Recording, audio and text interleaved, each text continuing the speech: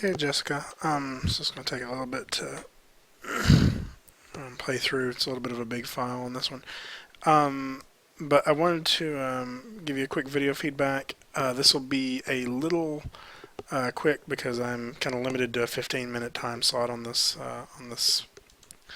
website that I use for this. So sorry. Okay. So what we have here is your idle. It's looking pretty good. Let me look at it from a different angle.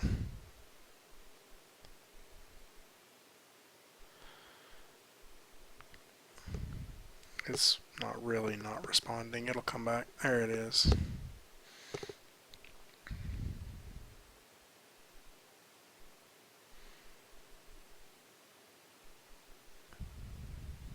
Okay. So I think it's looking pretty good. I think that like you kind of have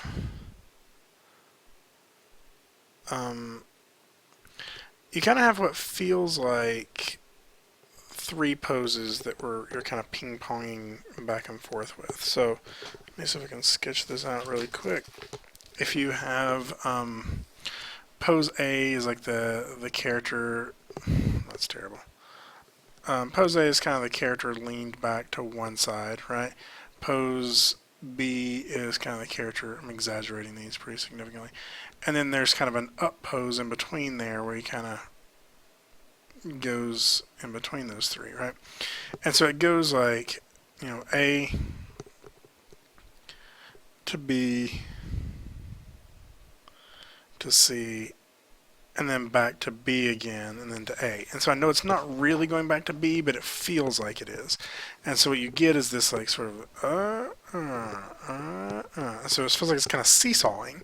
So what you want is that second time it goes through that pose, you want that pose to be a little different. So what may be happening is like you're up and down on your hips, maybe like this, right? And then your, let's say your rotate from side to side is very similar in its timing, right? Like all of that is the same. So one of the things you can do is to kind of offset that. So instead of it hitting there, maybe this kind of goes in like this and does it a little bit of at a different timing. If that makes sense. I know that's a bad way of drawing it, but it's because they're all kind of hitting together. Now another option is to just remake that alternative to the pose B to where it's something completely different so nobody can mistake it from sort of that ping-ponginess. But I think also offsetting some of your keyframes will really help loosen that up just on sort of your translates and your rotates of your main base controller there. So your jump,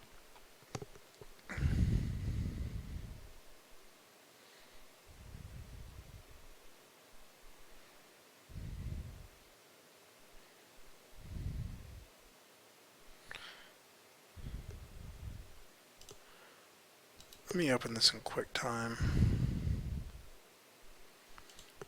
so I can frame by frame it in there.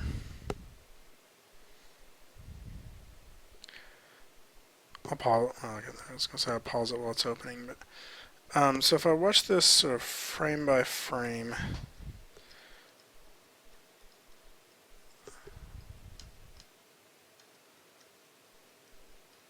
I feel like you need a little bit more punch in the way it takes off and the way it lands. So it feels like you haven't broken that tangent enough on the takeoff. So if you look at your translate Y on your character's hips, you probably have something that looks a little bit like this, right? And so what you really need is for it to look more like, if this is the keyframe and this is the keyframe, you want it to look like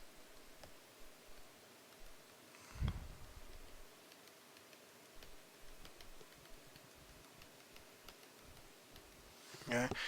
And so you're going to have it sort of dip down here a little bit too, and then this is where you kind of go past it with your squash at the end of it.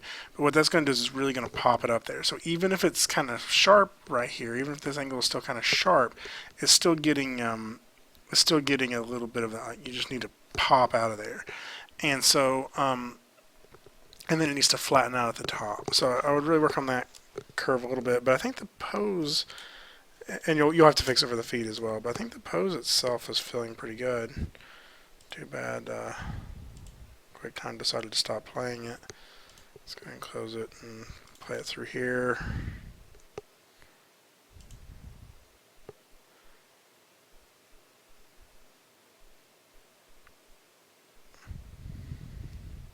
And you feel it most as the character comes back down. It feels like he slows down right before he hits the ground.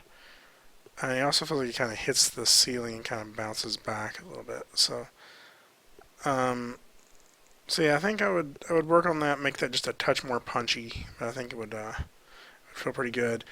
And I think also when the character is up at its high point, so I can pause it up there. Yeah, it almost feels like his arms almost go into his body, like they're interpenetrating a little bit. So be careful on that. I don't think they are, but it's almost giving that illusion. So your crouch idle. Oh yeah, the limbo. Let's let him.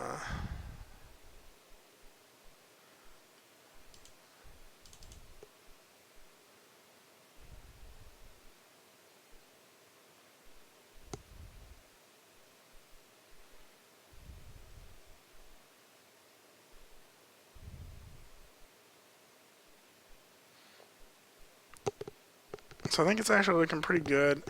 I don't know if this hitch in the loop point is from the video playing back or if it's in the animation. But if it's the video playing back, what it feels like is, okay, so let's say if we have our beginning key and our ending key, okay, right, and we have a curve that is coming out of our beginning key doing something like this, right, and then it continues on doing its thing. Well, let's say the ending of it, it zigzags around through or whatever, and then comes back up here and does something like this, okay? So it kind of eases into it here. So we're easing in and out of our beginning frame. But if you see the way our curve is sort of working there, it's like it doesn't expect it to ease in and out of that. It's expecting it to keep going straight through. And so if we were to draw an imaginary line through this, of how this would loop, and we can actually do this, is like right now it's going to do that, right? If it kept going past that keyframe at the end of our animation. So this is the end, this is the beginning. So what we have to do is we have to try to make it, if your tangents are like that, we have to try to make it look like it would flow nicely into the beginning of it. So if we're doing one animation per file, we can actually set the looping on this so we can actually visualize this. But if not, we just kind of have to imagine it. So instead of it like this, maybe what we have is let's just go ahead and draw it here with a different color. Maybe what the keyframe would look, or what the curve would look like, you would want it to look like that, right? So we continue that sine wave. And on this side, you would want it to look like that. Right? And so you get this smooth transition. So you just have to break your tangents to make it look like that at the beginning and the end of this curve, so it looks like it flows together. So I'm seeing that in the actual animation. That's why it's kind of coming to a stop there just for a second before it starts back, is that all of those curves are sort of flattening out right there at that loop point. So that's something that I would work on just to make sure it loops pretty cleanly. But again, this may be maybe a video playback issue, but that's my inclination is to think that it's that. You got a little bit of it there too. It sort of hits a wall there just for a second before it starts back. If I watch it on this one, let's see.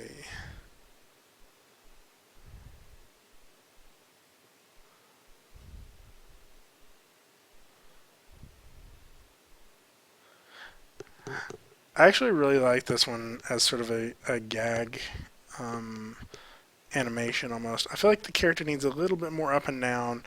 And really, if we were looking at it from the side, he would probably be falling over backwards. So I would almost pull him back up a little bit in this and in the idle to where he's not quite leaning back quite so far from the hips, and then maybe bend him in the middle to get that sort of leaning back.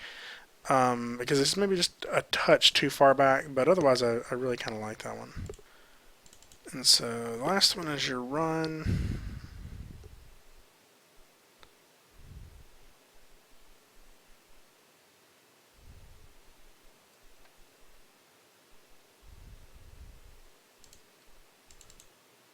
Let's look here at the other pose.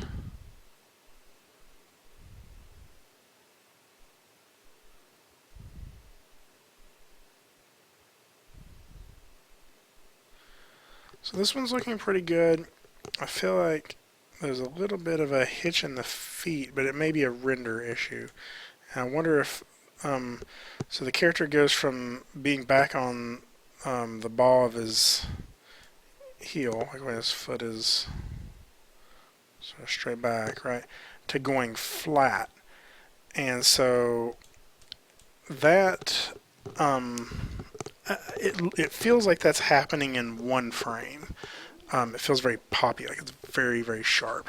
And so that might be a touch too sharp. You may need to make it happen over 2 frames, but again, that may actually just be because it's a rendered version of it, and I may just be seeing it as a little bit of a poppiness to it. But it feels really sharp. The other thing, I don't know, maybe it's just the angle. The arms still feel kind of stiff to me. The forearms. It feels like most of the rotation is happening just in the upper arm, and it kind of feels like it's happening just in one channel. So, like maybe as the arms come forward, maybe they dip in a little bit in front of the character, and I also just feel like let's see, if I were to draw the character's arm from the side, we're getting something like this, this pose. I feel like this angle that we have here is staying the same throughout most of the animation, or at least not changing very much. So like you want some where it's really kind of dragging back a little bit, and then you want some where it's really kind of throwing its weight forward and bending, and you want sort of all the range in between that. And it doesn't feel like I'm getting very much of that. I'm just getting a little bit of it. So that's something I think that you could kind of add to it to make it a little stronger and make the arms feel a little looser. So there's a lot of different ways you could do that. You could drag the forearm and sort of overlap past it. So that would be like as your, if this is your back pose, this is your forward pose. Maybe you have the arm kind of not really dragging that far backwards, but dragging a little bit like this in the in between, and that way it sort of shoots past it here. So it feels like it's dragging and then shooting past it. And then as it comes back, you would do the opposite. You would bend it really far forward like this, and then overshoot here when it gets to the back. Maybe throw it back a little further. So that's sort of the way you're probably doing it in the walk. You could do the opposite of like bending it forward as it's going forward, and I think that may be what you're doing, but it's not really reading very strongly. It's still feeling like the arm's a little stiff, so it still feels like it needs a little bit of weight there, or a little bit of looseness there. But otherwise, I think this is looking pretty good. So let me know if you have any questions, and I'll talk to you soon. Thanks.